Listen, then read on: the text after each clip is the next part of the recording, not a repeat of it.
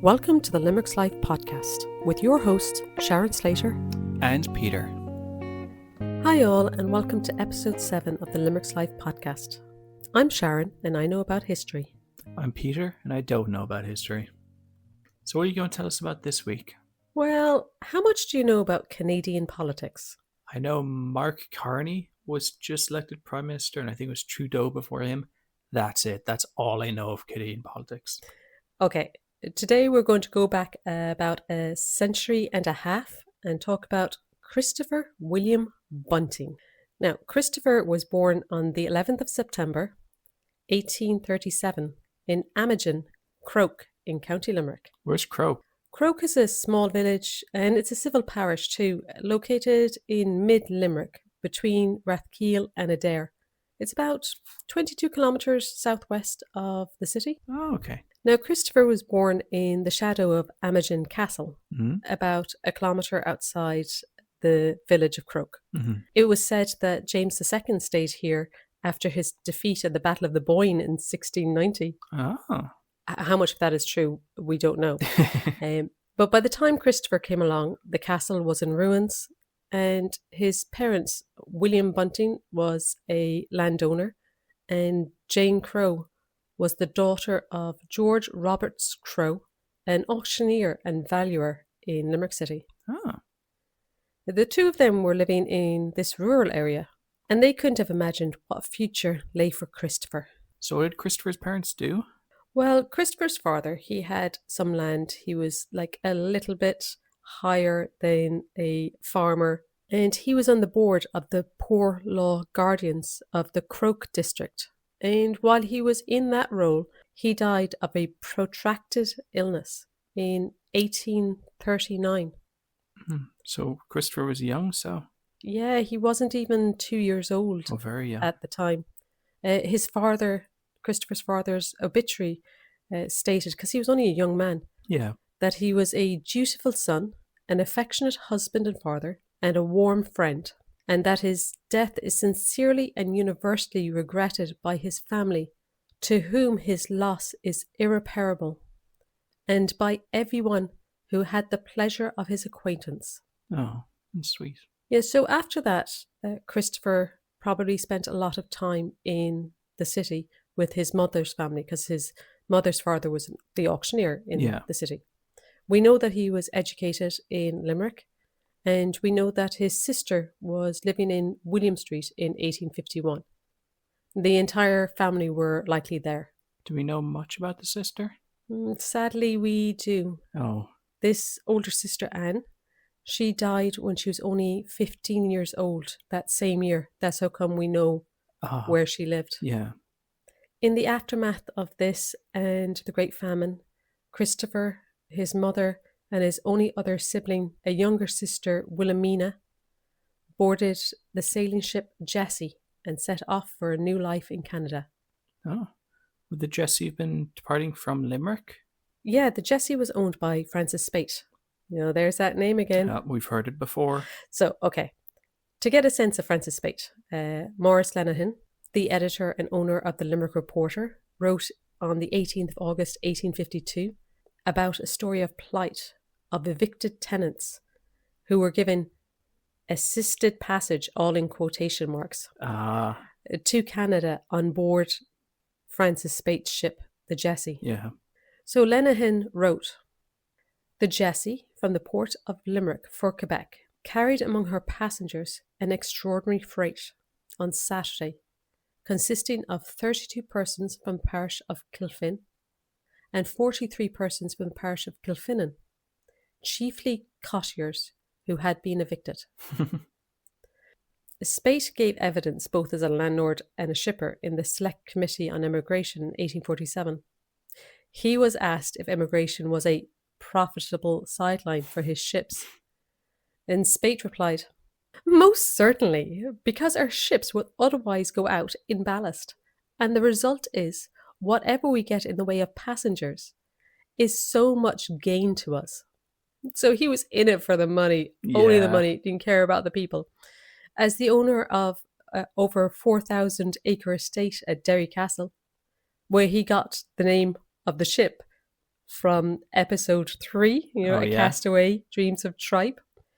He said that he had improved its profitability by evictions and bluntly told the committee that I have got rid of all the paupers from the Derry estate. And he did this by shipping them off. All right, this is not about Francis Spate. Yeah, but he will make an interesting episode. Oh, sure will. Really looking forward to that one. Okay, back to Christopher Bunting. He was on board the Jessie, and it was captained by Dan Gorman. The family probably would have boarded the ship behind the Custom House, or as we know it today, the Hunt Museum, or on the quays near where Spates once had their stores. The captain would have waited until the tide was just right and set sail down the Shannon estuary and out across the Atlantic Ocean. So around the Hunt Museum, it's a very central space in the city to be launching from. That's where all the ships set sail from. Limerick was a port city, and the quays had their name, the quays, because boats would board up along there. So Arthur's Quay, Francis Quay, Harvey's Quay, Bishop's Quay. We go all the way down. There used to be ships all the way along, sail ships that would go out the Shannon estuary and around the world. So the Jessie was used to carry passengers from Limerick to Canada and lumber on the return journey. So we know, as Spate said, the passengers were really just ballast to keep the ship afloat, as the money was really in the lumber. I wouldn't have thought that Ireland would need to import lumber. You have to remember the forests here had been depleted for farmlands. We still haven't got anywhere near our forests back. And the Industrial Revolution was in full swing, and they needed lumber for houses, for warehouses, for ships to send people back and forth across the ships seas. To get more lumber, to get more ships, to get more lumber. It would have taken a few weeks to cross the Atlantic, and it was relatively uneventful because it was never really noted in any of Christopher's reminiscences or any notes about his life. The Buntings quickly settled in Toronto, where Christopher continued his schooling at the St. James's Parish School. He remained very close to his family, his widowed mother and his unmarried sister Wilhelmina Mary. They were living with him in 1871 and 1881. So it sounds like they were getting on well over in Canada. Yeah, absolutely. They kind of landed on their feet. Christopher soon moved from school into an apprenticeship at the Globe newspaper, where at the age of 14, he made his first steps into journalism as a compositor. The Globe was founded in 1844, so only a few years before, by George Brown, and was popular for providing information on the anti-slavery movement during the 1840s and 1850s. It was one of the leading advocates of the Canadian anti-slavery movement. So it was a pretty progressive newspaper for the time. Oh yeah, in lots of ways. In August 1844, he began to print on the first cylindrical press in Canada West. Ooh. The press was able to print over 1,000 papers an hour, which was way more than the old hand Washington press that it had been using, which could only produce about 200 papers an hour. That's a huge improvement. So what kind of work did you say Christopher would be doing? As a compositor, Christopher laid out the letters on this cylindrical press. While there, he ended up rising up the ranks, became a foreman, also contributed some local journalism to the paper. He ended up leaving the Globe in 1866. Is the Globe still around today? Kind of, but also not really. Oh, yeah? There were a series of mergers that it went through. So the original line is kind of more of a squiggle. Yeah. As for Christopher, when he was over in Canada, he ended up becoming a member of the Masonic Order. Oh, what were they up to at this time? Shh, we can't talk about that. Secrets. Well, we know that he was a member of King Solomon's Lodge and was the master of it from 1864 to 1865. He also acted on the committee that saw the building of the Masonic Hall in Toronto Street. So, Toronto Street, Toronto. Inspired naming right there. In 1868, he married Mary Elizabeth Ellis, and they had 6 sons and a daughter. They had the daughter first, eldest girl. At the time, he was working in a wholesale grocery with Smith & Co. and then John Boyd's & Co. Only 7 children? Relative to the other people we've covered on this podcast, that's not that many. Yeah, and unlike his parents, he didn't call them all derivatives of William either. Christopher, William Bunting, Wilhelmina. It was just his son. He just called his eldest son William. In 1873, he moved to Clifton near St. Catharines, near Niagara Falls, not far from Toronto. So there's lots of nearbys right now. It's a case of pulling up a map and going, oh, there and there and there and there. It was here that Bunting specialised in the importing of sugar with his then business partner, Henry W. Bailey. They operated both out of St. Catharines and Toronto. Do we know much about Bailey? Was he an Irish lad too? I think he was just some dude. In 1877, Christopher once again returned to the world of publishing. That year, he entered into a partnership with John Reardon and became the co-owner of the Toronto Mail. Now, John Reardon, he was from Ireland, and he was probably from Limerick too. I came across references to him being from Limerick. He moved over to Canada as a teenager, and he had a few jobs before opening a paper mill in St. Catharines. And this was a huge success, and Reardon became an extremely wealthy man. Nice. So it was probably in St. Catharines that the two Irish men met. The Toronto Mail had started 5 years before these men got their hands on it. They had swooped in when the original owners racked up debts, mostly to Reardon for his paper supply, because, you can't really have a newspaper without paper.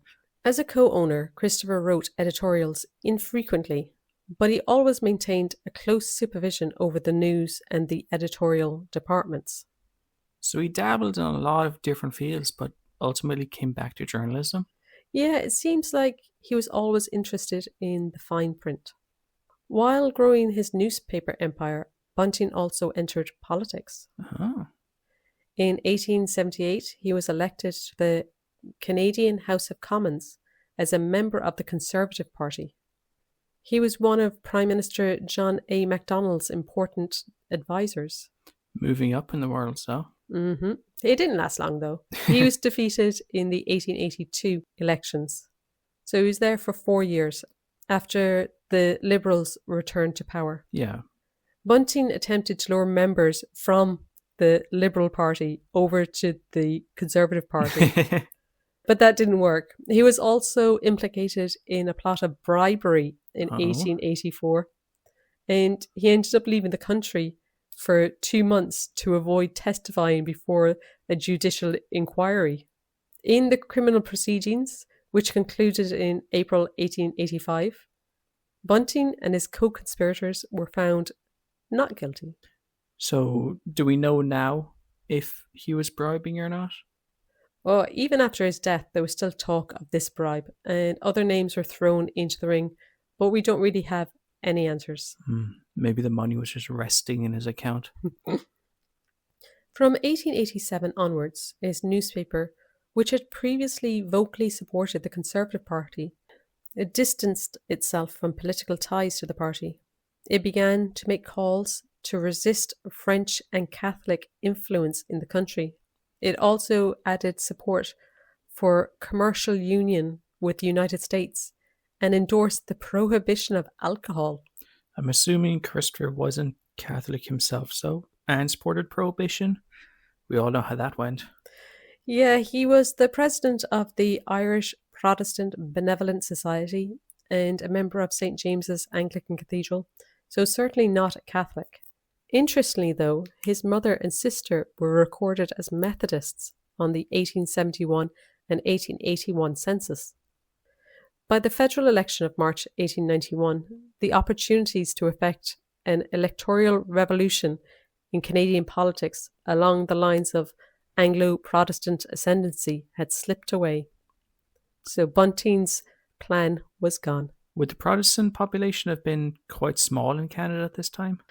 According to the 1891 census, 41% of Canadians were Roman Catholic, 17% were Methodist, 16% were Presbyterian, and slightly more than 13% belonged to the Church of England, which Christopher Bunting belonged to. Mm.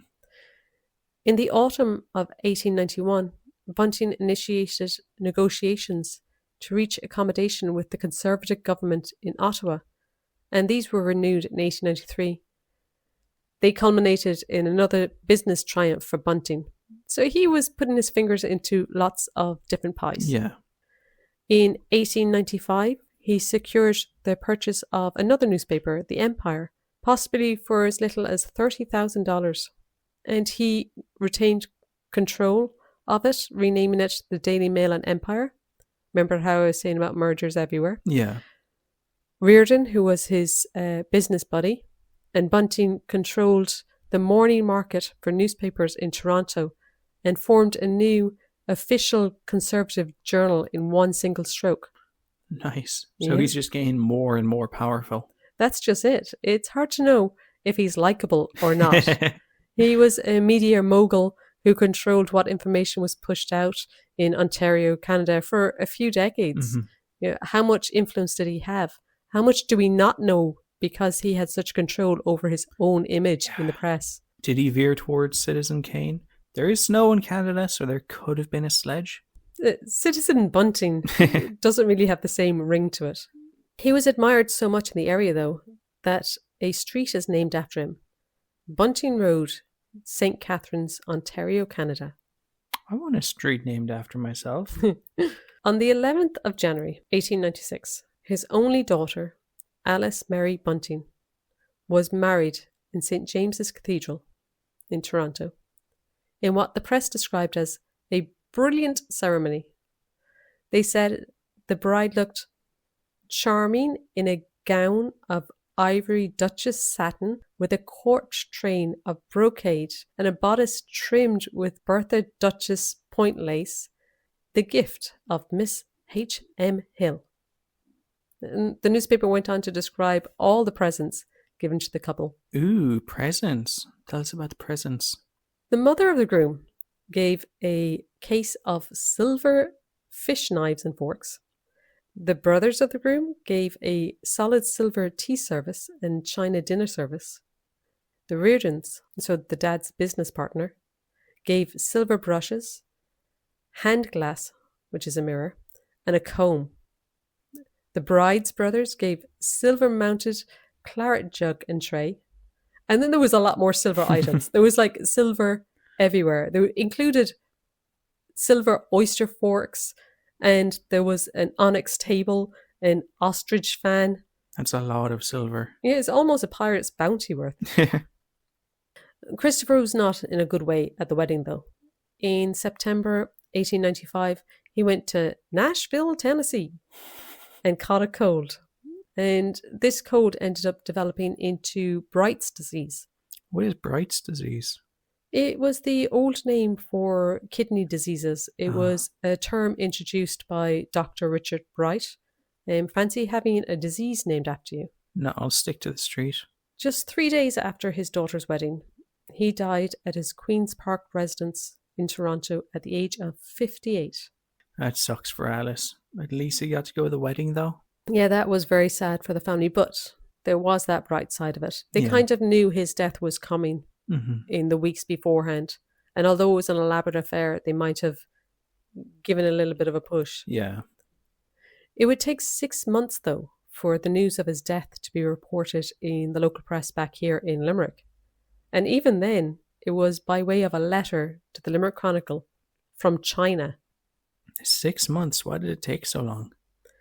You have to remember that Bunting wasn't really known that well in Limerick. He left for Canada with his close family over 40 years earlier. And he had come from that small rural area that really didn't have a lot of people over here to mourn him. I see. It was Stephen William Goggin, the shipmaster of the Honem, who tried to put this right. He was in Canton, China, in June 1896, and he wrote to the editor of the Chronicle, He said that he was there when the Buntings left for Canada all those years before, and he went into a biography about Christopher and gave some personal anecdotes, saying, "During a long and arduous career, he has been enabled to make for himself a name for integrity, honour, and liberality, which will long live in the hearts of not only those related to him by blood, but of all those who possessed the privilege of his acquaintance." Goggin went on, "He was a very able speaker, possessed an easy flow of language, a fine voice, and a magnificent presence. He took a deep interest in educational movements. He was widely read and a lifelong student of literature, and knew his Shakespeare as few knew it." As for the author of this letter, Stephen William Goggin, he ended up passing away in Hong Kong himself a few years later in 1900 at the age of 57. So it was really nice of Goggin to write that letter, even though it was 6 months later, to bring Christopher Bunting's name back into Limerick. I'm sure there was people at the time who were like, "Who's this guy?" and started trying to look him up. Yeah. So although Christopher ended up passing away, his newspaper lived on for a good while after him, and his legacy would have continued in Canada. You know, there was people driving down Bunting Road. Mm-hmm. Maybe now they don't realise who it's named after, but if anybody ever goes to St. Catherine's and drive along Bunting Road, they know it's named after a Limerick man. So where can people go and visit him? He was interred the day after he died in St. James's Cemetery, Toronto. Those who acted as pallbearers at his funeral included the president of Toronto University and the former mayor of Toronto. So big guys at his funeral too. Mm-hmm. So do you have any more questions? I do not. Let's go watch Citizen Kane. That works for me. Bye for now. Bye-bye. Find out more about this and other Limerick stories at limerickslife.com and check us out on our social media. You can find Limerick's Life on buymeacoffee.com. Mine's a decaf. And mine's a latte.